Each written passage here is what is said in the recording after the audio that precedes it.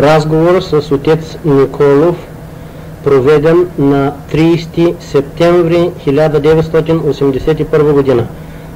Тази лента ще обхвани ранното детство на отец Николов и защо, как, къде и с кого той се заангажира с Македонското освободително движение. Да, кога да почна сега? Готово. Аз съм роден в София на 9 октомври 1906 година от родители, които са дошли в България от град Крушево, Македония. Основното образование получих в София и в септември 1919 година постъпих в Софийската духовна семинария, която завърших с отличен успех през 1925 година. След това постъпих в Богословският факултет, който завърших през 1930 година. В тия години, когато бех студент, аз бех и член на Македонската младежка организация в София Пейо Яворов. По-късно бех и председател на Македонското студентско дружество Вардар, също в София. Издържах се сам като студент. Работех като коректор и репортер на няколко от софийските ежедневни вестници. Аз бех и председател, както на младежката организация Пейо Яворов, така и на студентското дружество Вардар в София. Спомням си в тези години с голема обич и голема почит ние се отнасяхме към Йордан Чикатров, към Васил Василев, който беше секретар на Националния комитет на македонските организации и братства в България.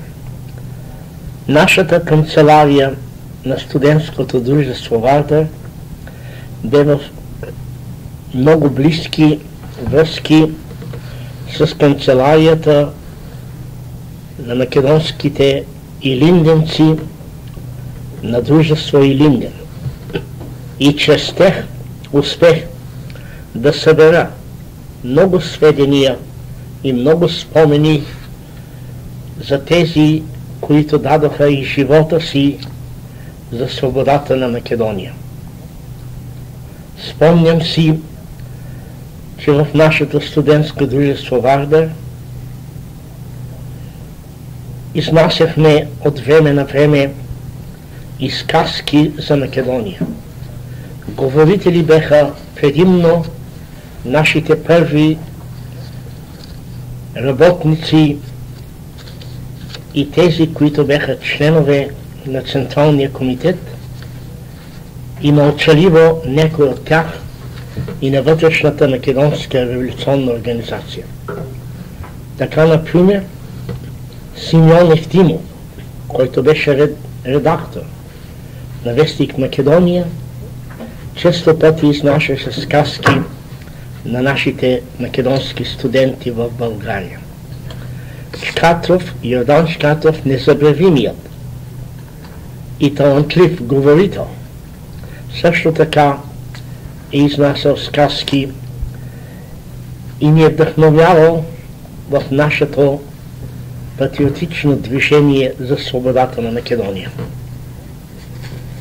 Спомням си на денят на Свети Кирил и Методий една година, когато марширувахме заедно с цялата учаща се младеж в София, минавайки през военният клуб, носейки знамето на Македония. Ние, македонските младежи, заедно с студентите, запехме изгрей зора на свободата. В този момент се спуснаха някои заблудени български полицаи да ни спрат, да не пеем това. Но за наше очудване и за наша изненада и за наша радост, запасни офицери, които седеха пред военния клуб, спуснаха се в защита на нас и прогониха полицаите на българската полиция. Това ни даде още по-голям кураж и ние пехме изгрей на свободата, даже минавайки през царският дворец. Като председател и на младежката организация Пейо Яворов, и на студентското дружество Вардар, аз се постарах да изпълня съвестно моя дълг към свободата на Македония. С обич и преданост ние, македонските студенти, се стараехме да спечелим обичта на българското студентство и дължа да призная, че с радост ние спечелихме тези студенти и те застанаха единни зад нас. Спомням си, че когато отивахме на поклонение на Вола, на Христо Ботев, група студенти заблудени помъчиха се под влияние на левите течения да ни спрат, да отнемат нашето знаме.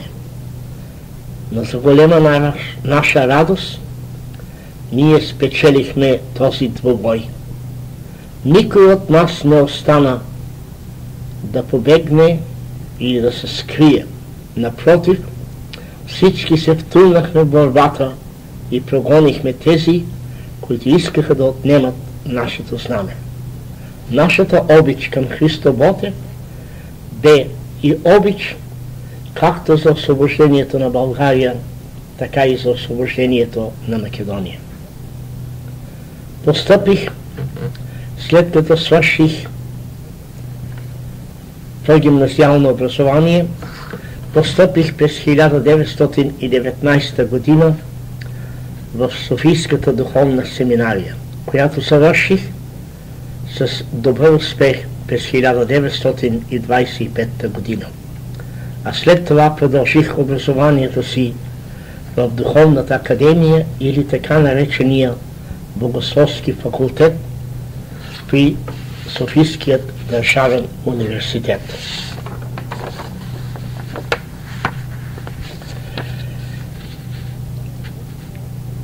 В съседство с нашата канцелария беше и канцеларията на Илинденската организация.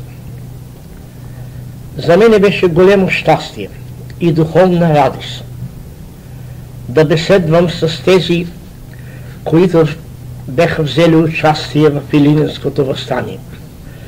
Тези тогава за мен стари, но заслужили дейци за свободата на Македония. Много спомени и много мили разкази чух от тях, а това ни вдъхновяваше да браним още с по-голяма сила идеята за свободата на Македония. През 1934 година, за нещастие наше и за нещастие на българският народ, дойдоха на власт така наречените звенари и Кимон Георгиев беше министър-председател. Заедно и под вдъхновение на Дамян Велчев, той арестува и изпрати в разни места в България първите хора на Македонското освободително движение. И аз, като председател на студентското дружество Вардар, бех изпратен в Делиорман, в село Балбунар, където за големо щастие наше имахме няколко наши македонски семейства, емигранти, които ме приеха с радост и които се погрижиха за моето стояне там. Нещо, което аз си спомням с радост, въпреки че бех интерниран, както беха много от нашите хора, първите водачи на Македонската легална организация, на братствата, на женските секции и на Илинден, бяха интернирани в много места. Защото Кимон Георгиев се разкаеше от идеята, че като унищожи македонското освободително движение в България, ще може по-лесно да премине към едно сближение напълно с тогавашната власт в Югославия или в Сърбия. Спомням си, че тези години, когато и аз бех интерниран в село Балбунар, дойде при мен околийският началник и ме помоли да говоря на денят на светите братя Кирил и Методий. И аз произнесох слово, което така трогна присъстващите, че учениците от основните прогимназията и гимназиите дойдоха и ме дигнаха на ръце да ме носят от радост от това, което те чуха. Това беше в Делиорман, преди да дойда аз в Америка. През 1935 година от Тетово, Македония, най-малката сестра на Мара Бунева, Вера Бунева, доде в София да види своя брат, който бе по това време в затвор, защото Кимон Георгиев бе на власт. Запознахме се с нея случайно, но Бог бе определил тя да бъде и моя съпруга. Венчахме се на 29 септември 1935 година в храма Свети Седмочисленици в София. Много от моите мили другари, членове на Македонската младежка организация и на дружество Вардар, дойдоха, а така също и много от нашите братри и сестри от македонските организации, братства, женски дружества и други. В това време получих писмо от църковната община Свети Климент Охридски от Детройт, с което ме поканваха да стана техен енорийски свещеник. Аз бех препоръчан както от Асен Аврамов, така от Любен Димитров и Петър Ацев, мои мили и незабравими другари. По силата на онова чувство, което винаги ме е ръководило в моя живот, а именно верност и обич към Бога, верност и обич към Македония. Приех и изпратих писмо. Бех ръкоположен за свещеник на 7 декември 1935 година в деня на Свети Климент Охридски и бех ръкоположен от тогавашният неврокопски митрополит дядо Борис. След ръкополагането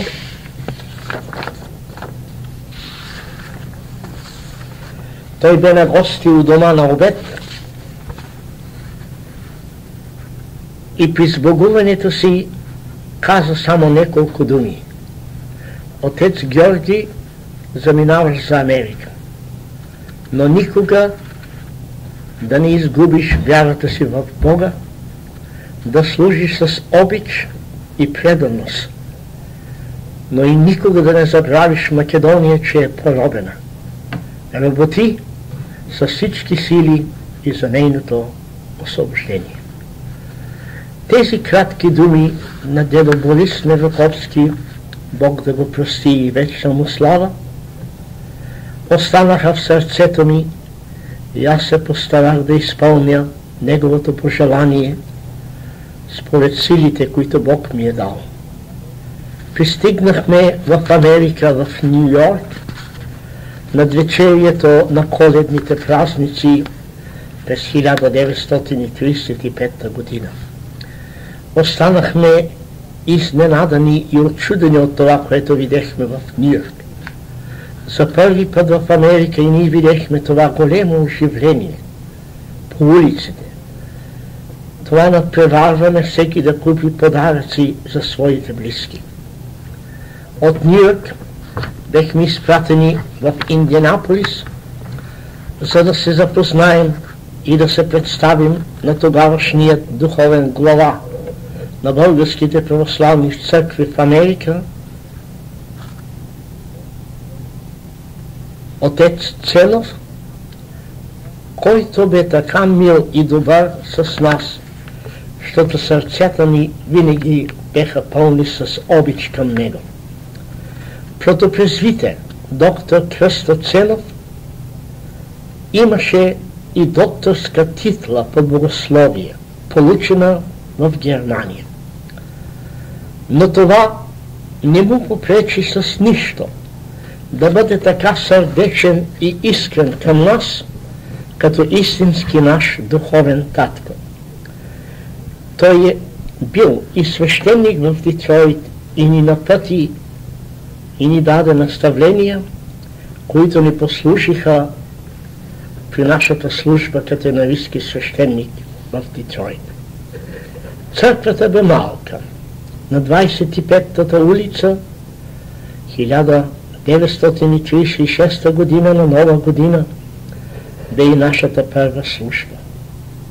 За големо съжаление,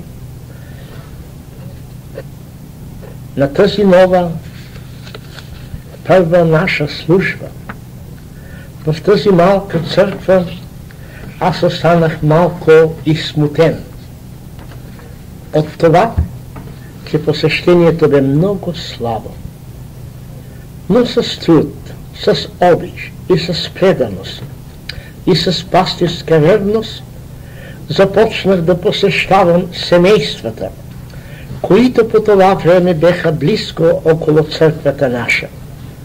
Многобройни еноряши посрещнаха ме любесно, малцина беха и малко студени, но и към тех, и към всички аз се отнесох със същата обич и пастирско внимание. Заплатата ни беше много скромна, $75 на месец. Но слава на Бога, в малката къща, която бе в съседство до църквата ни, изкарахме в голяма трудност няколко години. А по-късно се преместихме в един апартамент по желанието на църковните настоятели, които поеха и заплащането на наема.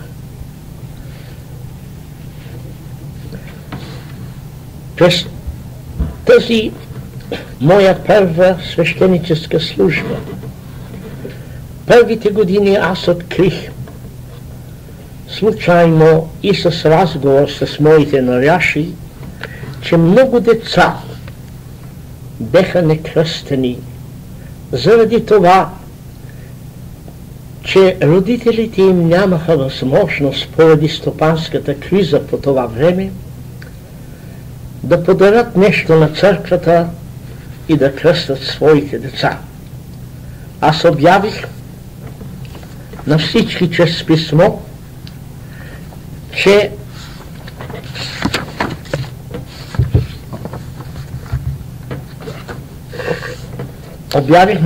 с писмо, че през тези летни месеци всекой може да кръсти децата си и да подари на църквата толкова, колкото е по силите му.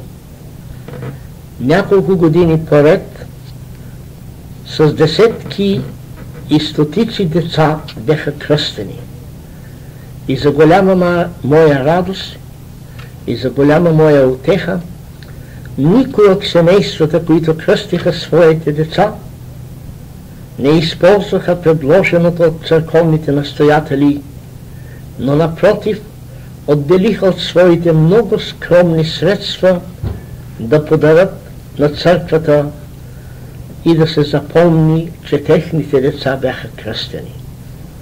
Това е една от най-големите мои радостни преживявания през тези първи години.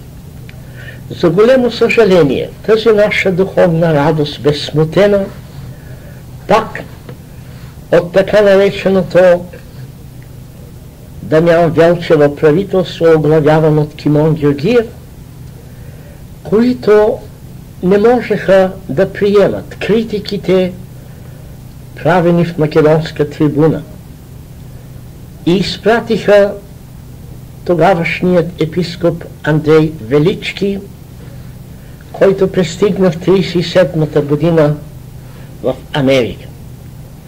За голямо съжаление, не бих искал да спра подробно върху нашите различия с епископ Андрей, но още в самото начало тези различия се оформиха и се изразиха в една неприятна атмосфера. Кимон Георгиев и Дамян Велчев смятаха, че чрез епископ Андрей може би ще могат да спечелят емиграцията в Америка, българската емиграция, и да я насочат срещу македонските патриотически организации. Дедо Андрей бе кандидатиран за няколко епархии в България, но той изгуби.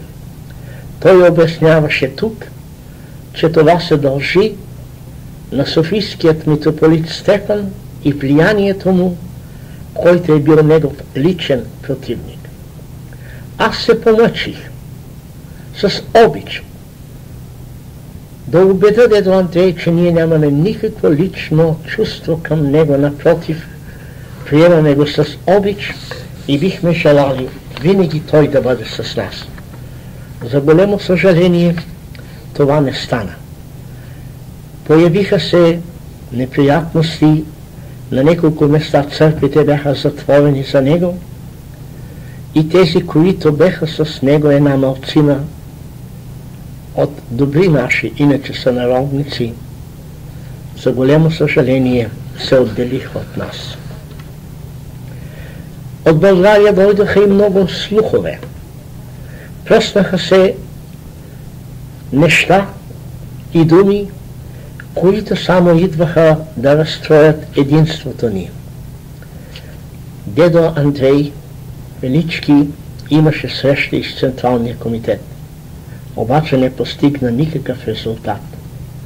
Създаде се една атмосфера на неприятност и омраза, аргументи в печата и устни, и дори на някои места и църквите бяха затворени за него. Той имаше известна подкрепа, но много слаба. Ние изпратихме писма и молби до Светият Синод да го отзове. И той бе назначен не много след това за наместник Екзарх в Цариград. Там той предстоя през цялата Втора световна война. От Цариград отново дойде през 1945 година. Но слава на Бога, при второто идване нямаше тези неприятности и трудности и в скоро време той бе отново отзован в България. За ръководител, духовен ръководител на нашите църковни общини в скоро време бе назначен архимандрит Кирил Йончев, който бе енорийски свещеник в град Толидо, Охайо. Благодарение на него и на подкрепата, която имахме от руските православни църкви, ние успехме да заздравим духовно нашите църковни общини и да заработим отново в мир и любов за всичко това, което бе скъпо и мило нам. Относно срещата на отец Николов с Димитър Влахов. Аз бех поканен от един много добър наш сънародник на времето, сега покойник, да се срещна с Димитър Влахов. Аз приех тази среща и можах в краткото време, с което разговарях с него, да изясня много въпроси, които по това време не беха напълно ясни. За мен бе необяснимо как може Димитър Влахов да подкрепва идеята за някаква македонска нация. Потрудих се с примери от нашата история. Потрудих се с примери и цитати от бележити български автори и писатели, да го убедя, че всички славяни в Македония са българи по народност. И че аз никога не мога да приема така наречената нова македонска народност. Димитър Влахов се помъчи да ми обясни и да оправдае своето становище. За големо съжаление негово и за голема радост моя, той не успе в нищо. Дори домакините, които го приеха и които слушаха нашият разговор, застанаха в моя защита и с доста сериозни доводи обориха идеята на Димитър Влахов.